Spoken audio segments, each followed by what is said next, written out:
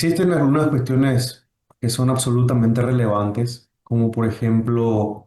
el tratamiento impositivo que se le da específicamente a los productos derivados del procesamiento de la soja. Hoy en día, la harina de soja y el aceite de soja que son exportados desde el Paraguay son los únicos productos con nombre y apellido, los únicos productos que no tienen posibilidad de descargar el IVA. O sea, básicamente estamos descargando, estamos exportando IVA a través de un producto industrializado. Entonces, eso marca una diferencia tributaria que es importantísima al momento de calcular la competitividad de nuestros productos en mercados internacionales. El simple hecho de que nosotros tengamos esa condición que es específicamente para los productos derivados de la soja hace justamente que en un negocio en donde los márgenes son tan acotados,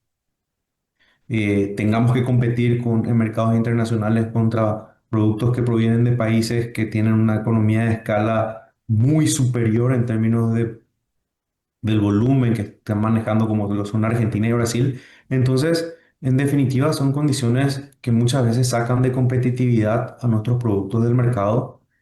y así es que, por ejemplo, en el año 2024, con una producción récord de soja de casi 11 millones de toneladas,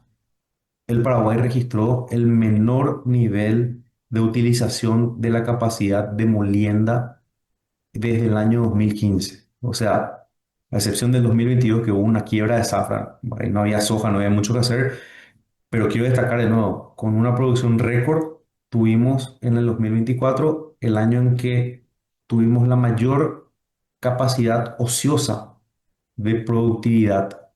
¿Y por qué pasa esto? Y esa es la pregunta que debemos resolver con el gobierno. ¿Por qué el grano de soja paraguayo todavía siga siendo más competitivo llevarlo a otros países a industrializarlo y por qué no acá? ¿Por qué estamos dejando de crear o generar puestos de trabajo? ¿Por qué no estamos dando los estímulos o los incentivos necesarios para industrializar esa soja acá en el Paraguay y sacar un producto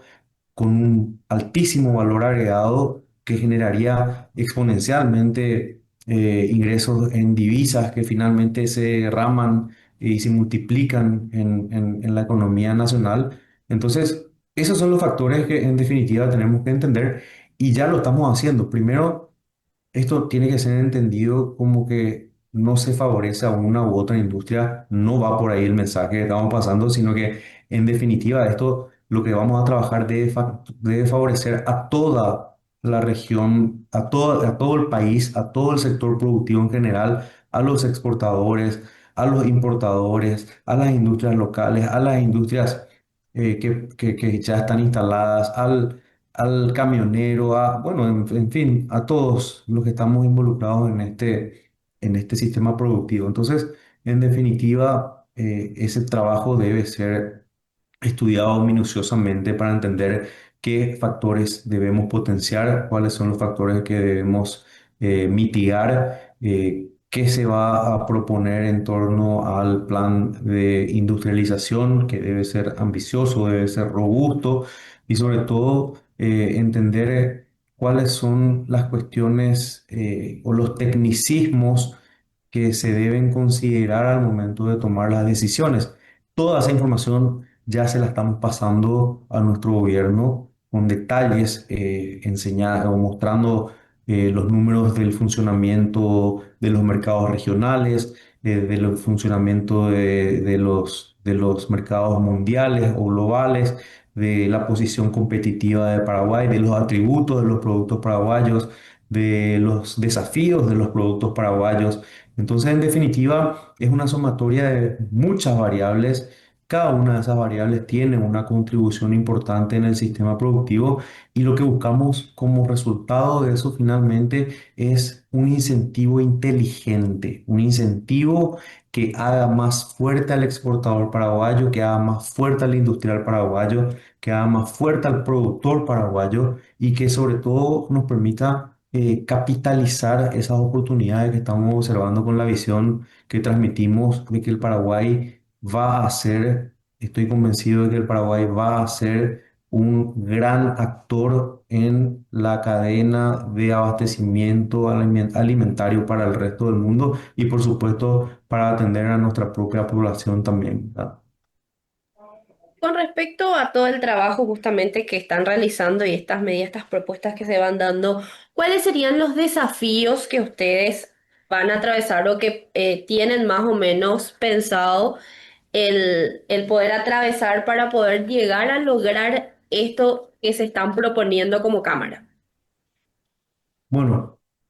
primero, hay que entender de que esto tiene un aspecto recaudatorio muy importante para nuestro gobierno, ¿verdad? El rubro complejo de la soja,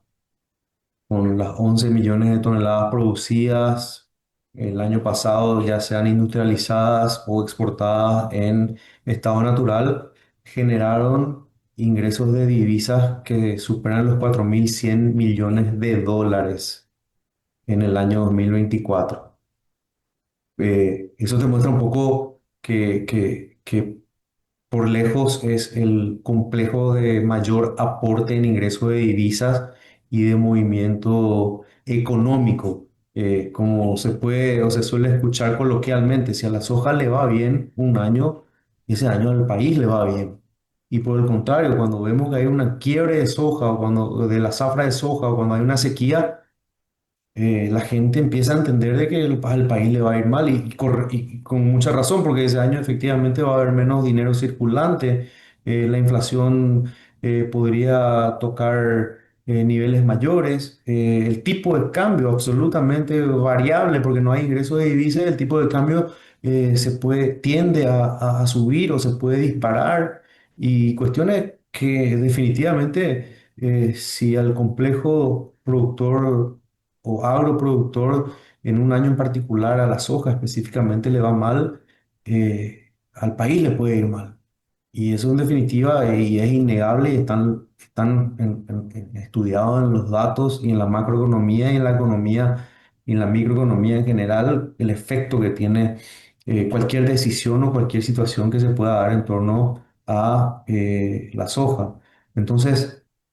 definitivamente tiene un aspecto recaudatorio, ¿verdad? Al exportar este impuesto de valor agregado, que es un impuesto por naturaleza no exportable,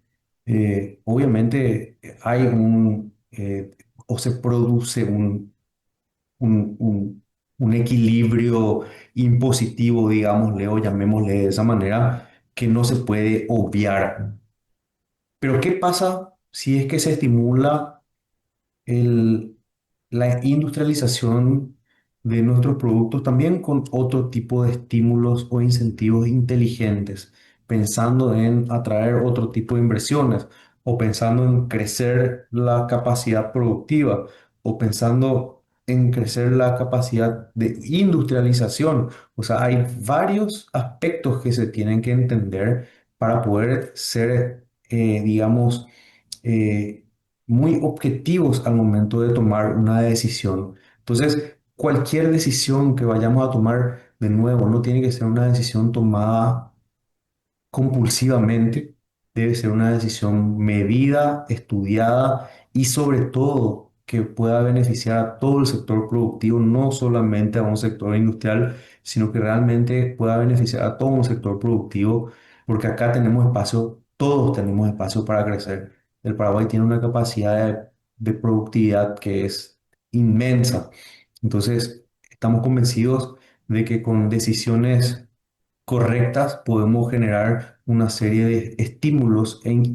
incentivos inteligentes que finalmente derivarían en el robustecimiento de nuestro sistema productivo e industrial. Y es fundamental, como ya lo explicaba, el trabajo justamente entre el sector privado y el sector público, porque estamos hablando de esa necesidad de un trabajo en conjunto para poder lograr esto. A ver, podemos tomar ejemplos de otros países, no hace falta irse muy lejos. pero sí otros países que han tomado decisiones determinantes en cuanto a la industrialización de sus productos y podemos observar ciertas características que son muy marcadas y que son estímulos muy inteligentes desde el momento de su implementación, que protegen la productividad de sus industrias y que hoy en día son roles, modelos a seguir en términos de decisiones de industrialización o de políticas de industrialización que no solamente lograron industrializar, digamos, la primera o la segunda etapa o el escalón de la cadena, de la escalera, sino que también lograron atraer otros niveles, otras capas de valor agregado, atraídos justamente por la industrialización de su núcleo, que es lo que nosotros estamos proponiendo. Entonces, en definitiva, hay que levantar la mirada y hay que entender cuál es el potencial exponencial de generación de valor que tiene tomar una decisión determinante en cuanto a industrializar el producto de nuevo que probablemente tenga mayor injerencia sobre nuestra economía, que es la producción agrícola de la soja. Entonces, definitivamente vemos que por ahí el Paraguay tiene que tomar decisiones estratégicas y este gobierno abre las puertas a poder trabajar en eso. Hubo acercamientos que son realmente eh, muy prometedores en términos de querer entender técnicamente digamos, el centro de la cuestión, entender técnicamente los cuestionamientos de por qué la soja paraguaya es más competitiva en otros mercados y no en el nuestro en términos de industrialización. Entonces, definitivamente hay cosas que tenemos que corregir, pero eso se va a basar en una metodología que es muy técnica para poder entender realmente en dónde hay que hacer el ajuste de esas tuercas como para que el sistema productivo en general se vea beneficiado.